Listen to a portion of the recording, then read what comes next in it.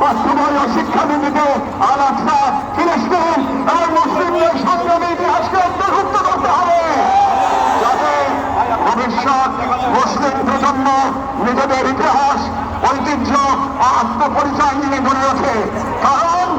কারণ রাষ্ট্র কেবল সীমানা নয়, রাষ্ট্র এক আমানত, আর এই আমানত রক্ষা করতে না পারলে ইতিহাস আমাদের ক্ষমা করবে না।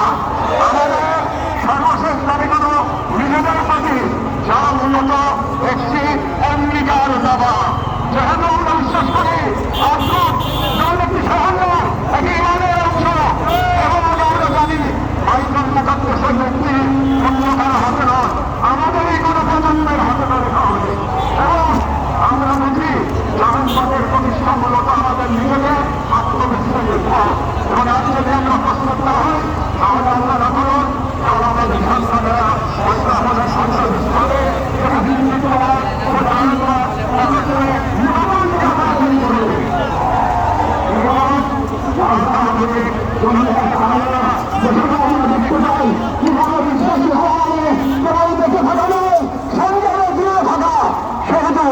আমরা এই মাটির মানুষ, এই মুসলিম মুসলমান নাগরিক, এই গাঁয়ের সন্তান, এই সর্বোপরি মুসলিম উম্মার সদস্য একটি অঙ্গীকার করছি। এক, আমরা সকলে স্বতঃস্ফূর্তভাবে বয়কট করব প্রত্যেক সেই পণ্য, কোম্পানি ও শক্তিকে যারা ইসরায়েলের দখলদারিত্ব টিকিয়ে রাখে। আমরা আমাদের সমাজ এবং ভবিষ্যৎ প্রজন্মকে প্রস্তুত করবো যারা ইসলাম ও মুসলিমরা সাংস্কৃতিক ও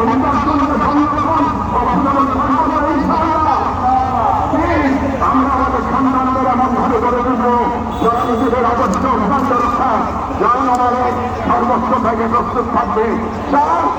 আমরা বিভাজিত হব না, কারণ আমরা জানি বিভক্ত জনগণকে দখল করতে দেরি হয় না। আমরা ঐক্যবদ্ধ থাকবো যাতে এই বাংলাদেশ কখনো কোনো হিন্দুত্ববাদী প্রকল্পের পরবর্তী গাজায় পরিণত না হয়।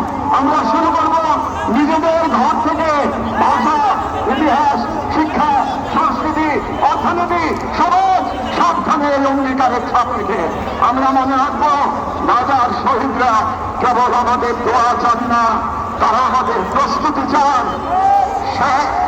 শেষ কথা, শান্তি বর্ষিত হোক গাজার সম্মানিত অধিবাসীদের উপর, তাদের উপর যারা নজিরবিহীন সমর করেছেন, যারা বিচার ইমানের উপর প্রমাণ দিয়েছেন, যারা ধ্বংসস্তূপের মাঝেও প্রতিনিধির আগুন ফেলেছেন, বিশ্বের নিরাপত্তা উদাসীনতার যন্ত্রণা হাসিটাকে বুকের মাঝে ধারণ করেছেন, শান্তি বর্ষিত হোক তাদের প্রতি, যারা নাম লিখে গেছেন ইজ্জতের ক্ষতি আনে, শান্তি বর্ষিত হোক ইংরাজা, ঋণ এবং স্থানীয় অঞ্চলে সকল শহীদের উপর যাদের রক্ত দ্বারা গাজার পবিত্র ভূমি আরো পবিত্র হয়েছে, তাদের ইচ্ছা ছিল প্রতিরোধে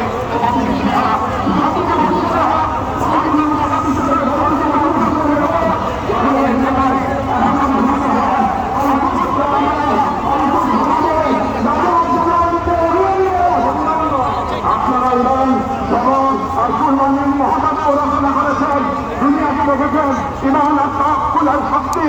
আমরা বাংলাদেশের মানুষ শাহজালাল আর শরীয়তুল্লাহর ভূমি থেকে দাঁড়িয়ে আপনাদের সালাম জানাই, আপনাদের শহীদদের প্রতি ভালোবাসা ও শুভেচ্ছা জানাই। আর আমাদের কণ্ঠে উচ্চারিত হয় এই দোয়া, হে আল্লাহ, গাজার এই সাহসী জনমধ্যে তুমি সেই পাথর বানিয়ে দাও যার উপর দিয়ে ভেঙে পড়বে চাইনিজদের সব ষড়যন্ত্র। বাংলাদেশের সর্বস্তরের জনগণের পক্ষে